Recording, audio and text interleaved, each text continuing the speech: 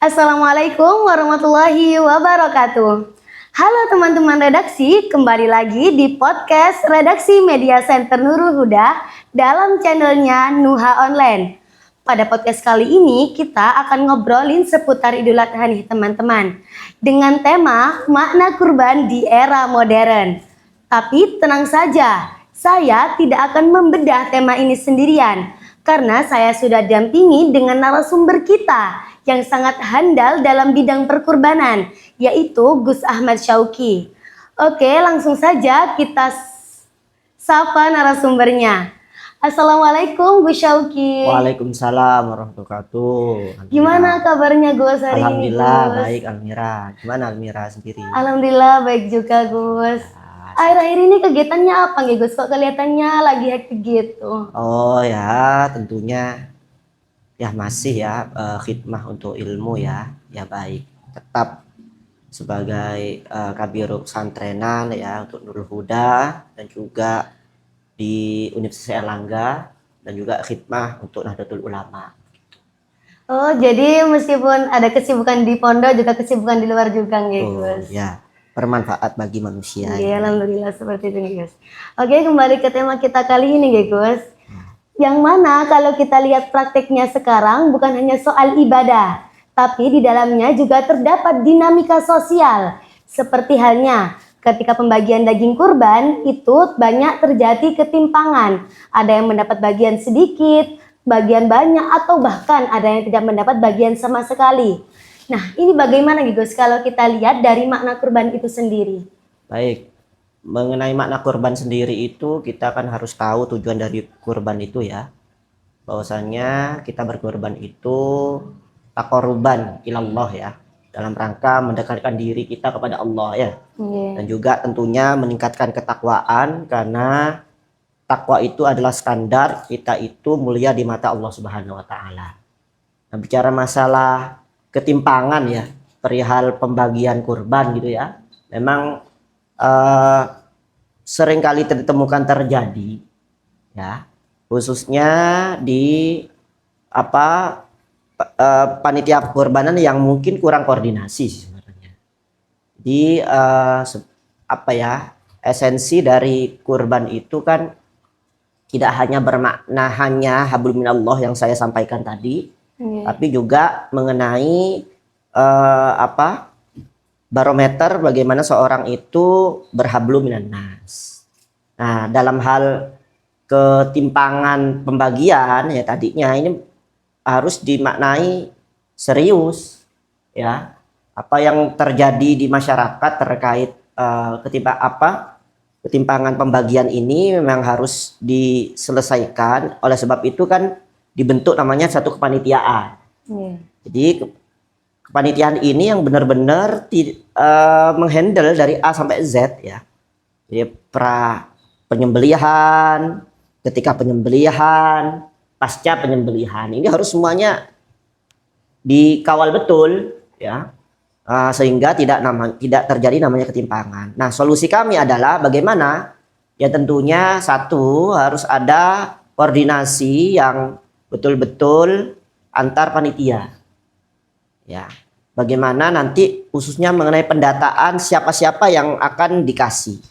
Kalau dalam aturan fikih kan pembagian kurban itu kan sepertiga untuk pemiliknya, sepertiga untuk fakir miskin, sepertiga untuk hadiah ya. Hadiah ya, terlepas yang diberikan itu kaya nggak apa, itu kan hadiah. Nah, dari pedoman seperti itu ya, nanti bisa dihandle siapa nih orang-orang di masyarakat khususnya yang sekitar yang fakir miskin, si A, si B, si C, si D.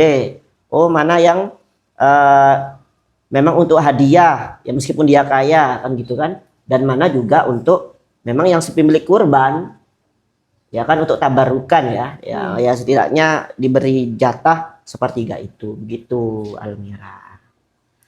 Oh, jadi di era modern ini juga butuh koordinasi dari panitia sendiri ya Gus? Jadi panitianya ini juga harus tahu mengenai pembagian dari hewan kurbannya tersebut. Oh. Di samping aturan secara fikih tadi sepertiga, juga aturan secara masyarakat, pendataan itu kan penting supaya jangan sampai terjadi si A dia mendapatkan kurban yang lebih banyak karena mendapatkan dari banyak masjid gitu. Nah, ada yang lain nggak dapat kurban sama sekali. Oh, seperti itu. Jadi mindset yang dipakai adalah bukan tentang siapa cepat mendapatkan daging itu, tapi bagaimana merata daging itu sehingga pada akhirnya juga kemerataan kebahagiaan di hari raya Idul Adha ini. Seperti itu ya Gus. Nah, ini lagi Gus yang nggak kalah sering terjadi di tengah masyarakat, yaitu adanya rasa gengsi atau status sosial. Jadi misalnya nih Gus, di masjid A itu ada 5 sapi, tapi di masjid sebelah atau anggap saja masjid B itu hanya ada 3 sapi saja Gus. Nah, ini biasanya terjadi kecenderungan di mana sebagian orang ini ingin terlihat lebih dari segi hewan kurbannya. Nah, ini gimana nih Gus kalau konteksnya seperti ini? Ya, kita tetap husnudzon ya, bahwasannya kita maknai itu sebagai fastabiqul khairat ya. Berlomba-lomba dalam kebaikan. Oh, ya. Si masjid Ali Marek, gimana nih caranya ini? Untuk kita harus berlomba-lomba kebaikan, mencari gimana promosikan panitia, khususnya lagi-lagi panitia ini. Panitia ini menjadi ujung tombak ya dalam bagaimana suksesnya kurban ini. Jadi kurban itu tidak hanya sekedar penyembelihan, mati hewannya, dagingnya dibagi, tapi enggak.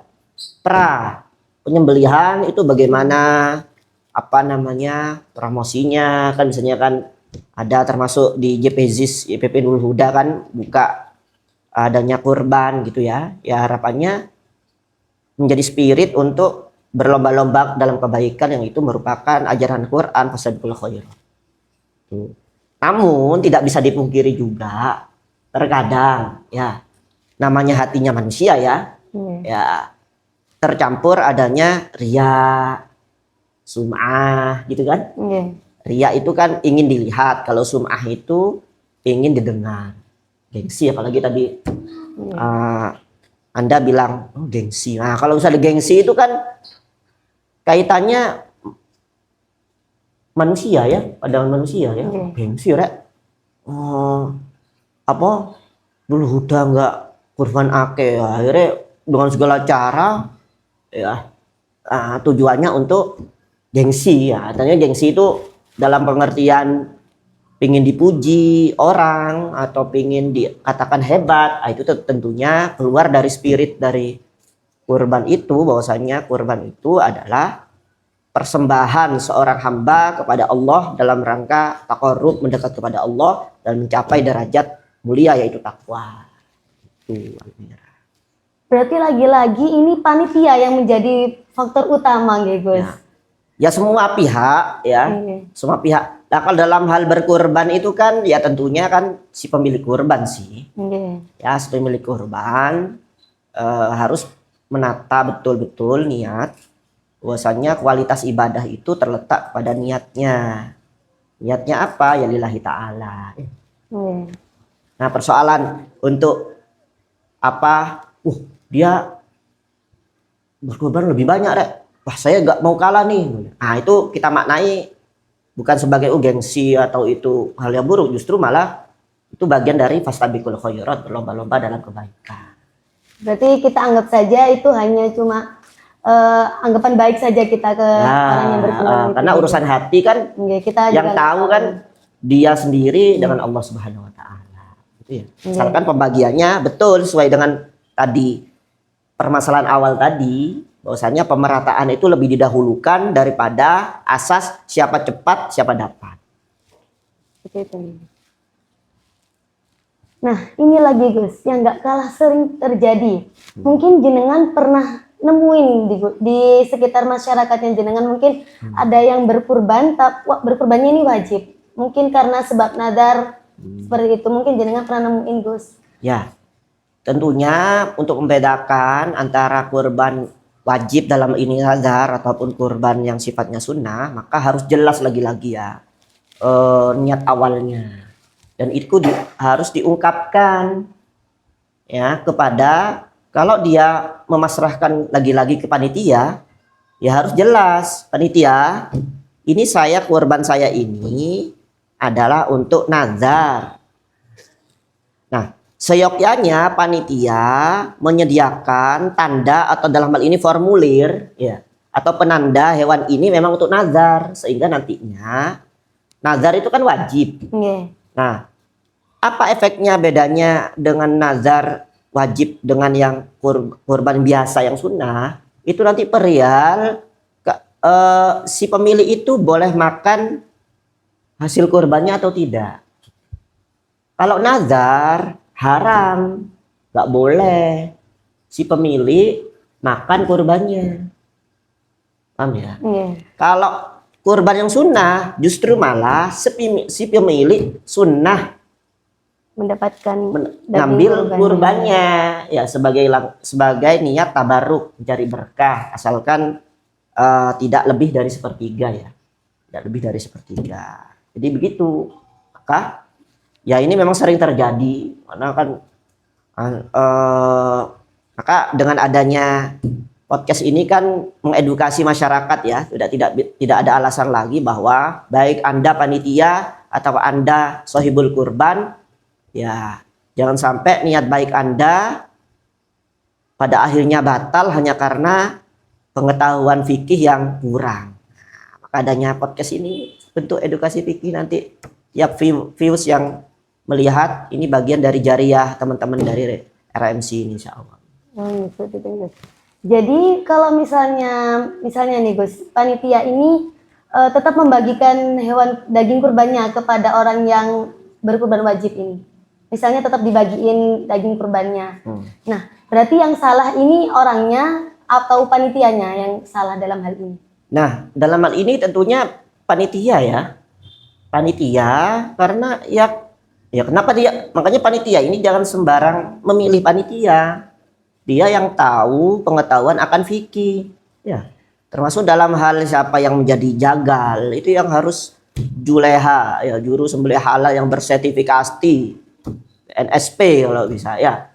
Dan juga si pemilik kurban kalaupun maunya padahnya tahu Almira, loh udah dimakan tuh, udah dimasak tuh ya kan, awalnya nggak tahu ya karena kelalaian panitia maunya ya, emang kelalaiannya emang nggak tahu atau memang kelupaan, tapi pada akhirnya loh kemarin itu ambil ya kemakan sudah, loh itu kurban wajib nazar jenengan. Wah, maka si sohibul kurban nazar tadi itu wajib mengganti sesuai jumlah yang sudah dimakan. Seperti itu. Ya, gitu. Tanpa harus beli sapi lagi kan. Sesuai porsi ya, diperkirakan saja sesuai porsi yang ia makan. Jadi ketika orang yang bernadar ini telah memakan daging kurbannya, berarti diganti dengan yang telah dimakan seperti itu. Kalau dia tidak tahu. Kalau sudah tahu tapi tetap makan, berarti kan dia melanggar aturan fikih kan. Sebenarnya dia mengambil gitu ya Gus ya, meminta gitu ya. Meminta ataupun dikasih. Seperti itu. Gitu ya. Makanya kalau meminta kan, saya minta kurban. Kan dia maunya, berarti kan kalau meminta dia tahu dia ada dua kurban yang wajib sama kurban yang sunnah. Dia minta kurban yang sunnah harusnya, tapi si panitia ngasih yang kurban wajib. Kan beda tuh hewannya tuh. Nah, pas panitia akhirnya menginfokan, loh, maaf kemarin yang tadi ya. Nah, seketika itu tahu, maka harus mengganti sebanyak yang ia makan. Ya. Dan yang serupa kalau yang ia makan kambing ya kambing, yang makan sapi ya sapi.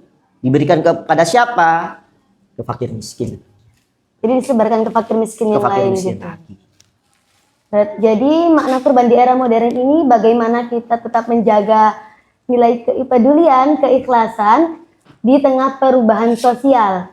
Tapi bukan hanya itu, bukan hanya menyembelih saja, tapi juga memastikan manfaatnya sampai dan juga niatnya tetap terjaga, seperti itu Gus. Dan kurban adalah bentuk kepedulian sosial kita. Ya, kesalehan sosial juga ada dalam ibadah kurban itu sendiri sih. Jadi teman-teman redaksi, gimana nih? Udah paham belum tentang makna kurban di era modern ini? Semoga cepat paham ya. Terima kasih Gus Syauqi Ya, sudah sama-sama. meluangkan waktunya untuk sharing-sharing pada podcast kali Ya, ini. semoga podcast NHCast ini ya terus istiqomah ya menebarkan tayangan-tayangan yang sangat edukatif, yang relevan dengan zaman kekinian. Seperti itu. Ya, sudah di penghujung aja nih teman-teman. Saya Almira Evania Zahra mohon undur diri. Oh iya, jangan lupa untuk terus pantengin akun sosial media kami untuk dapetin info-info menarik lainnya.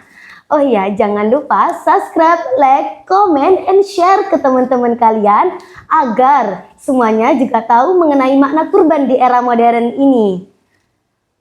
Oh iya, jangan lupa follow IG, TikTok, Facebook, Redaksi Media Center Nurul Huda dengan nama akun redaksi_Nurul Huda_Surabaya. Sampai jumpa di podcast lainnya. Wassalamualaikum warahmatullahi wabarakatuh. Waalaikumsalam.